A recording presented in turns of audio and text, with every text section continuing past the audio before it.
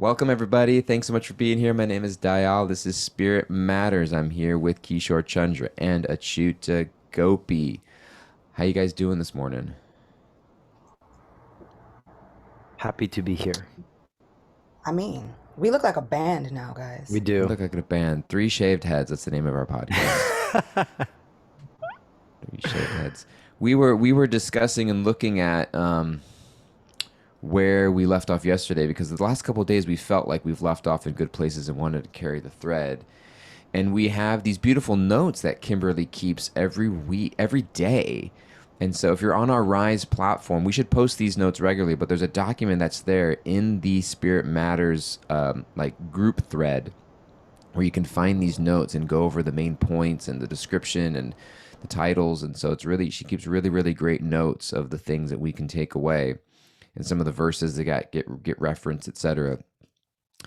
And we had to reference these notes to remind ourselves where we were yesterday. And um, the first note that we had was abandoning yourself is dangerous, and the first thing written was Achyuta shaved her head. And that was the first note that we had.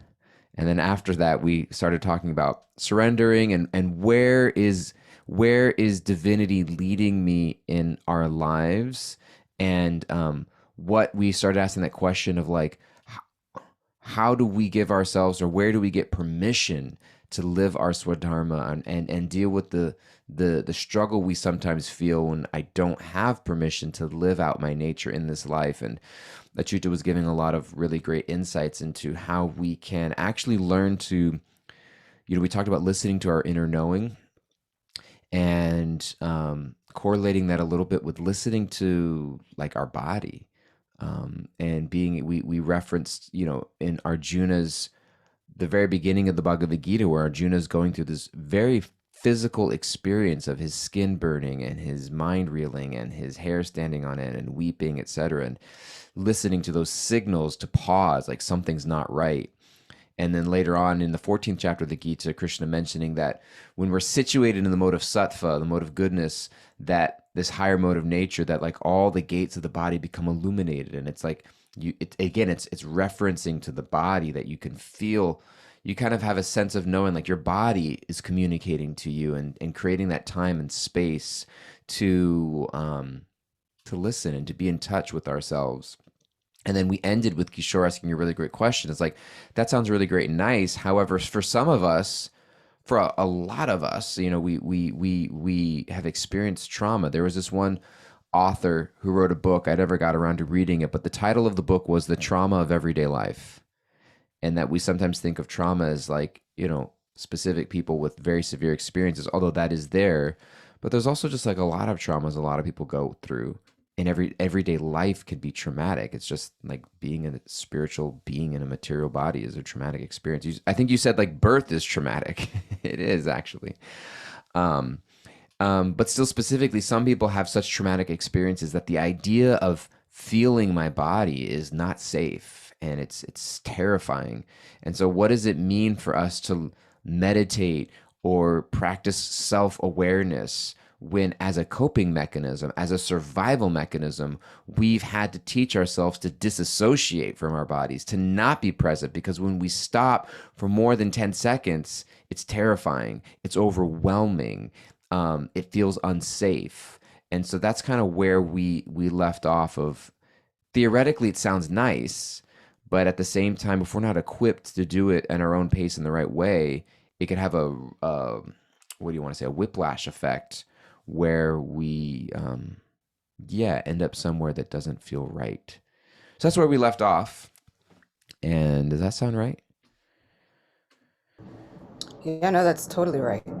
I kind of like what you said, because it leads into something my sister always tells me and keeps reminding me, which is, um, do not allow your coping mechanisms to become your new way of life. That works for us as individuals, in generations, in families. It's such a huge reminder to kind of keep checking in, even though it is uncomfortable. And this work shouldn't be done fast. It shouldn't be done hastily, right? Like, Doyle, you were saying, like, are these decisions, are these moves, are these shifts being made in a rushed and hasty, mindful chatter? Like, am I doing this in a frantic and frenetic energy, or is this really dropping down into a heart space, kind of slow, steady, just really contemplative, and a lot more in tune. And I think that it's definitely worth it to keep checking in and making sure that we are not allowing coping mechanisms to become our new way of life, because they're not supposed to be. Coping mechanisms, something that's supposed to help you just for, this short amount of time. But sometimes the trauma goes on for so long that the coping mechanism becomes the new normal. And I keep wanting to try and find ways to find a more normal that is outside of just trying to cope, just trying to cope. You ever ask somebody, it's like, oh, how are you doing? Just getting through it. And if we give ourselves that answer too many times in a row, that becomes it. We're always just trying to get through it. Yeah. And there's, hopefully a very hopeful idea that this is not how life should be. We should just be trying to get through it. Yeah. Jeff asked the question that was going on in my mind, which is how to correctly identify a coping mechanism. I heard someone say once that if you are doing the same thing when you celebrate as when you lament, then that thing is a coping mechanism. And I think that that's such a, sometimes you read memes or quotes, you have to forgive yourself for things you did in order to survive when you were at your lowest point, things like that. And I think that sometimes for us to identify what is a coping mechanism, and I think even sometimes to this awareness of entering in, like, I know this isn't healthy, but I recognize it's a coping mechanism, and it's like a temporary crutch to move me through a phase of life, but I know I want to give it up at some point. That's different than just justifying and it's doing anything. It's like, oh, it doesn't matter. It's like recognizing that sometimes we have to take certain actions to get us through phases of life and forgive ourselves along the way, but knowing that I want to pull myself, I don't want this to be permanent. So anyways, I love that. I'd love to hear from more from you, Achyuta or Kishore, and also in regards to Jeffrey's mention. I just think that I think just understanding that it all takes time and that it's all a process is like really important. There's no quick fixes. When Krishna tells Arjuna the first instruction in the second chapter is you are lamenting for that which is not worthy of lamentation. The learned lament neither for the living nor the dead, so stop lamenting. And if that would have been the quick fix, then the Bhagavad Gita would have been done after that verse, right? Like, okay, you're right, Krishna. This is not worthy of lamentation. All makes sense to me. Great, Bhagavad Gita done. And we see that like that actually didn't work, right? Like there's the knowledge and there's the philosophy and there's a time to give that and it also takes time to understand that, and there's also like a time to be like, hey, like Achyuta mentioned yesterday, like, hey, Arjuna's like going through some stuff, like he's going through some bodily stuff, he's going through like a major emotional existential attack, and maybe we need to take a different approach. Krishna was like, maybe I'm going to take a different approach. Okay, let's talk about the different systems of yoga. Let's see how it worked. Like, let's see what's going on. And I was just reflecting on the end of the 6th chapter. Like, we're 6 chapters into the Bhagavad Gita. We've talked about 3 different systems of yoga: karma yoga, jnana yoga, and dhyana yoga. And Arjuna is still like, I have a doubt. Like this still seems like way too difficult. It still seems way too intense. And that's when Krishna starts to talk about bhakti yoga and starts getting into all these things. So I think that just understanding that it's a process, I think this question that Jeffrey's bringing up, like, how do I correctly identify a coping mechanism? I feel like there can be a quick answer to that. But for me, one of the first things that came up is just like, it's going to take time to correctly identify what is a coping mechanism, what's not a coping mechanism. Like, in my process and in my personal journey, I've realized that the more I try to slap quick answers onto like the problems that I'm going through, or the trauma responses that are coming up for me, or things that are triggered, the more that I try to rationalize it instead of, because we were talking about my acupuncturist at one point, right? Like we were this all came from my Yeah. acupuncturist He's of he's our just next being guest on the show.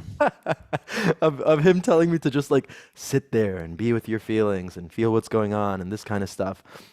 And it's like that's the hard work of just like being patient and being slow and not trying to like have quick fixes on things and not reading one verse from the Bhagavad Gita and being like, got it, figured it out, great, this is the answer. It's like actually bhakti is a process, and actually it takes a lot of time, and there are no quick fixes. Surrender and trust and faith are things that are going to be put to the test over and over again. Our coping mechanisms and our trauma responses are going to be things that come up again and again and again. It's not like it comes up once and it's like, oh, I noticed that you came up. I rationalized that this is a coping mechanism, and now it's done. It's not a formula, and it doesn't work that way, at least in my experience. But I'd love to hear from you, Achyuta, about this, because I see you nodding your head a lot. Yeah, no, that's absolutely right. And I was kind of thinking about it because I read tarot, and there's a card called Temperance. which I never really liked that card because it symbolizes this. There's something about, there's a patience, there's a wading into it, but knowing that it's going to take time. And it's not a card of this is going to happen for a little while. It's like this is a lifelong temperance journey of figuring out this balance and trying to figure out this way to walk the fine line of life, but with that patience and with that trying to gauge that inner knowing. And yeah, like coping mechanisms, like you said, it's gonna take time even just to identify the coping mechanism. And what I love is that Bhagavad Gita, it's in the middle of a battlefield. Like there were other things that were going on. And Arjuna's like, whoa, I'm having this freak out. And Krishna's like, okay, let's sit and talk about it. I'm like, on the battle, like they're about to start, like they've blown conch shells, like it says, like conch shells are blowing, people are converging, people are looking at each other, you've got like the zoom ins from either side, and Krishna's like, okay, let's talk about it. And what I really like is, like you said, 6 chapters in, Arjuna's like, I still have a doubt. But if we think about it, this was Arjuna's plan. That's the only reason Krishna is talking about this, is because this was your plan, bro. This was your coping mechanism. He's like, I can't deal with this. I'm going to cope and run into the forest. Krishna's like, okay, let's hear it out. If we follow your plan, what happens? Like, you could do this, but then it involves this, and this. And he's like, well, I have doubts. He's like, your plan, but let's hear it out. Let's keep going with it. Um, I had to realize like the journey of the black woman's hair is nothing but coping mechanisms. It's a lifelong journey of coping mechanisms. You're trying to make it look a certain way and trying to make it act a certain way and you're trying to make it more acceptable. And then you have years of social issues and laws that were passed on black women's hair to make it acceptable or this or that, or you were in fear of imprisonment for certain things. And it's all dealing with this journey of hair. And I looked at it one day and I was just like, these coping mechanisms are not working for me. And I've been doing them for over 30 years, trying to make them work. And it wasn't working. And so finally, I really came to a point. Yeah, this is your plan, bro. I really This came is to a point where I Jeff had to Jeff look in Ackler. Just got to put for those listening in the chat. Jeff Ackler I want to re-envision Gita with the Chuta modernizing Krishna's words, such as, "This was your plan, bro." yeah. But so yeah, I had to really look at it and go, is this coping mechanism really working for me? And I was like, I don't think it is. It's not. And the surrendering of that coping mechanism is a big deal. And it, like you said, it takes time, it takes a lot, and it takes a lot of thought, and it takes some like mental reconfiguration, and it takes prayer, and it takes you going in internally and having some spiritual guidance. But like you said, it's going to take time, because these coping mechanisms can sometimes be deeply, deeply ingrained. If you look at the way they say autistic people are taught to mask in order to look more normal. It's a coping mechanism. Cope and then look more like somebody's version of status quo. If you look Mm. at anybody who has any kind of marginalized identity, it's like, well, why don't you do this to seem more acceptable? But then if you heap one more thing on there, they're like, I'm already coping. I'm already doing so much just to cope with life. It becomes a situation where it's like a straw that breaks the camel's back. So yeah, I think it's worth it to look at all the ways that life, society, community, they ask us to Mm. cope. There's all these external things infringing on our identities, whether that be our identities as souls, our identities as people, I, identifying as souls, identifying with these bodies. We're all trying to cope. Life itself it's like a big coping mechanism. So yeah, it takes time. And it takes a lot of deep internal work, and it's not something like you said, Kishore, that happens just one day and it's done. It's constantly us trying to reconfigure and tweak and move, and so I think it behooves us to be gentle with ourselves and with each other. Mm. Can I ask a question? A personal question? You got very personal with us, and you were sharing like the journey of a black woman's hair, um, which is a very timely thing for you to bring up, and as it's just shaving your head just 24 hours ago. Um, and I'm wondering, you mentioned that at a certain point you said this coping mechanism isn't working for you. You had that realization. Was there an instance or a moment or a thought that spurred that for you, that like brought that realization at that moment, like to like, was there a turning point or something that sparked that? I was doing like a Marie Kondo on my hair and really sitting there going, okay, does this bring me joy? And I was sitting there going, I don't have joyful memories of getting my hair done. I don't. I just don't. And if you even delve a little bit into the internet and YouTube, this is kind of the case for a lot of not just black women, but women in general. Like I'm like, and I was talking to my sister, I was like, I don't have a lot of happy memories of like getting my hair done. And she's like, what black woman does? Like, this is not a happy thing. Like, it's either really painful or it's like this big thing, and then it takes a really long time. It's like people and their wash days. It can take hours just to wash your hair, which is crazy. And then the detangling process. Just to get my hair braided took 6.5 hours.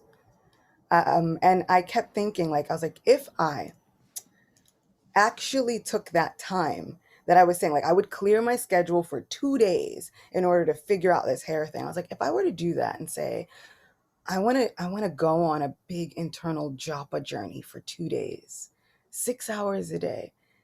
If I put that into my spiritual practice, I was like, can you imagine how many realizations would come from that would probably make me feel better than this process of hair Mm, care yeah. that doesn't even last that long, Mm, and it wasn't fulfilling.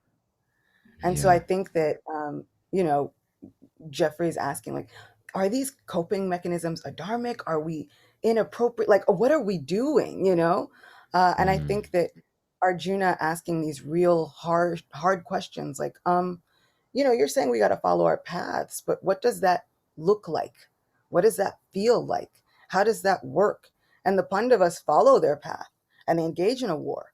But afterwards, Yudhisthira actually is incredibly depressed. It doesn't actually look great in the beginning.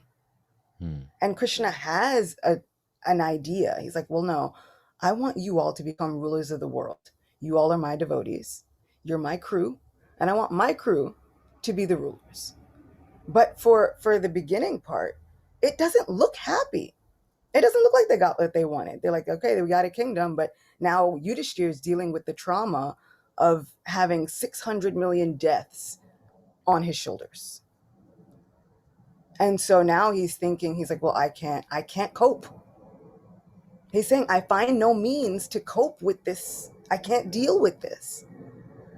And so Krishna, once again, he's like, well, let's journey, let's talk to some people.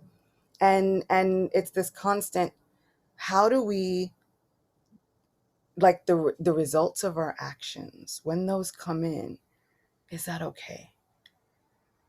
And Yudhishthir is thinking, it's this constant, like, we're seeking this validation, asking our supreme friend, like, was this okay? Now that I got permission to follow my Swadharma, the results that come back from it, where does that lead me? Am I more entangled, or am I going to be okay? And I think Krishna saying this, it's like, look, it's okay. This whole place is entangling. There are some things that are going to be entangling, but when you're in certain positions, it's okay. Like, Yeah. there are some roads that don't lead to just ever increasing karma. So when you are a monarch and you're having to make these harsh decisions on somebody's life, they make allowances for that in within the karmic balance. So Jeffrey, I think to your point, is it adharmic and is it appropriate? And are we wrongfully engaging with Maya? No, there are certain situations where if we are actually following that inner knowing, karma's not just waiting there to slap us down. Like, everything leads to a bad road of karma. This karmic balance is actually a balance. It is saying, it's like, look, if you are actually following this path, there are allowances made. If you are transcending that, there are allowances made. And that's the key. When we're not looking at life in terms of coping mechanisms, but we're like, okay, now we're trying to rise above, even above the mode of just goodness, trying to transcend into this spiritual reality. There are balances, there are allowances. And then Krishna says, no, I take care. I remove you from this whole entangling web of Maya and illusion and karmic reactions. He's like, don't worry. Do not fear. Like, when you're doing that as an offering to me, don't fear. It'll be okay. I was also thinking of this word coping, um, also in relation to the word compensating, um, in the sense of like what there's this sense of incompleteness or this sense of unsustainability or imbalance.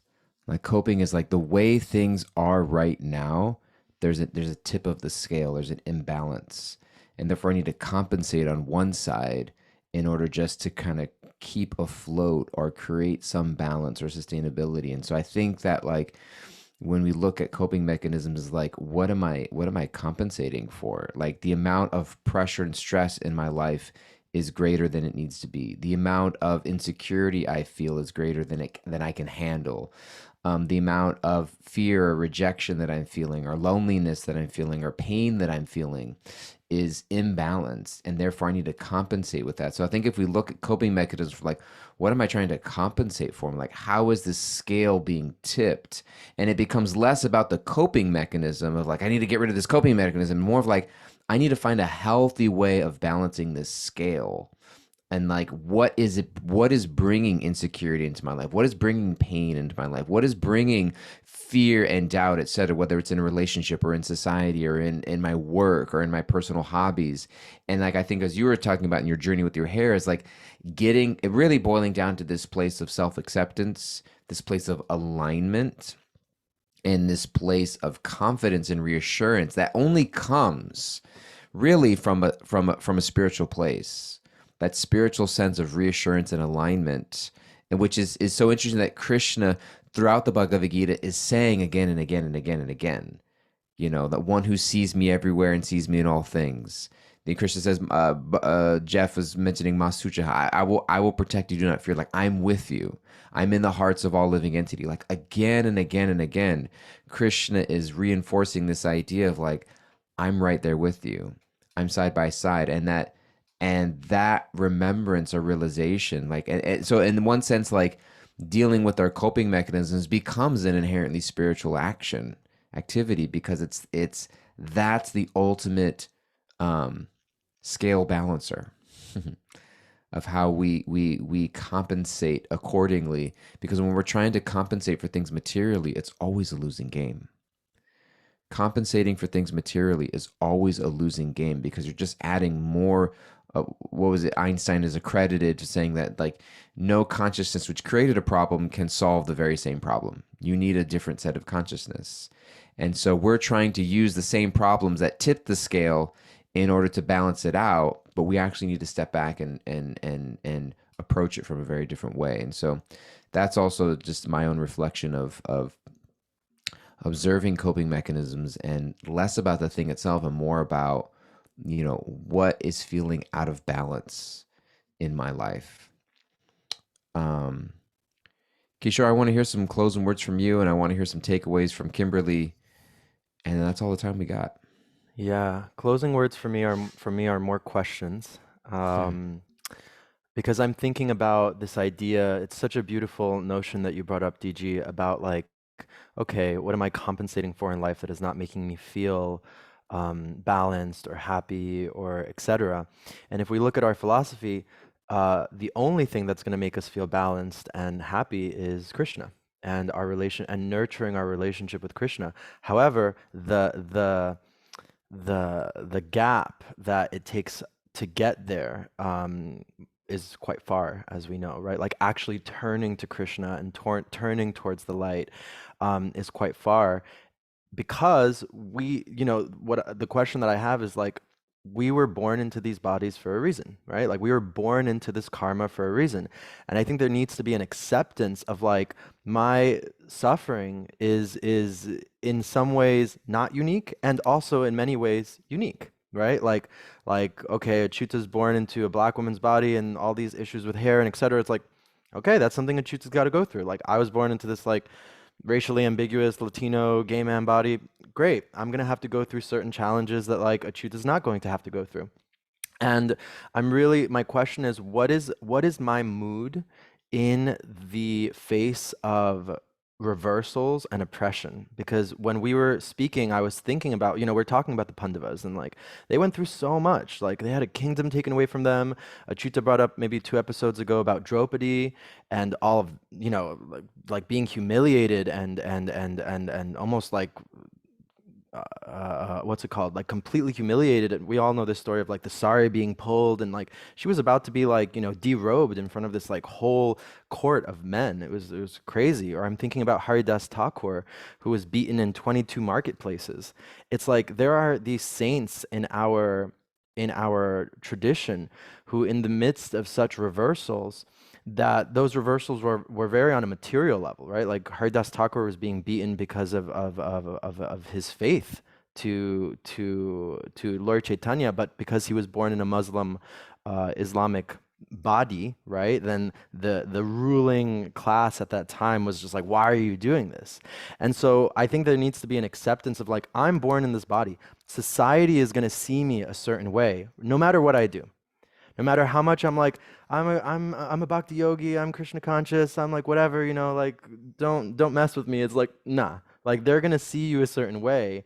And I guess my question then, and maybe this is a place we can start from or not, I don't know, but my question is about tolerance and what is my mood and consciousness in the face of reversals or in the face of suffering. Like what does that actually look like, again, on a real like day-to-day lived level?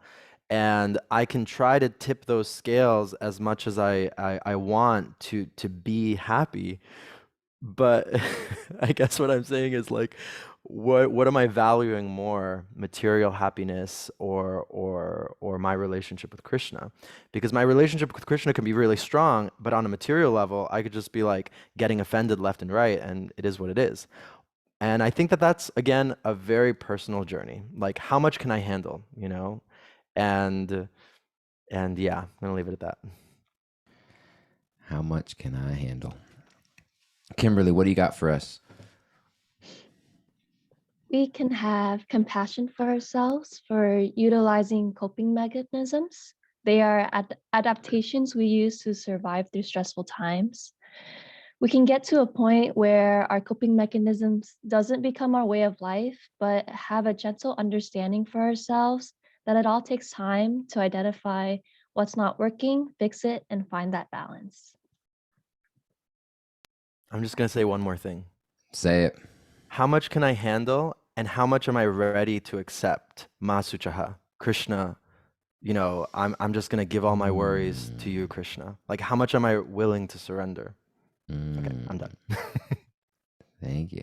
And I think that question of how much can I handle is not meant to be like, because like I can handle more, like punish me, take it on. Like we have to be able. It's an honest question of like, what's almost like another way of asking that question is like, what's my limit? And then what can I accept? I love those questions. Pashi is saying, whew, y'all got deep in it this week. Clenched teeth emoji, laughing tear emoji. Thank you guys so much for being here. Again, if you'd like to be in our live audience, write to us, email us, contact us on social media or on the Bhakti Center's website. Find out how to get into our Rise platform. If you haven't rated and reviewed us on Apple Podcasts, do so today. Today's Friday, so we're taking the weekend off. We'll be back on Monday. We love you guys tremendously. If you want to come and spend 2 weeks with Kishore and I in India later this fall, come to our website, bhakticenter.org. Go to in-person events. Lane's coming. Pashia's coming. Everyone else on our live audience is coming. They don't know it yet.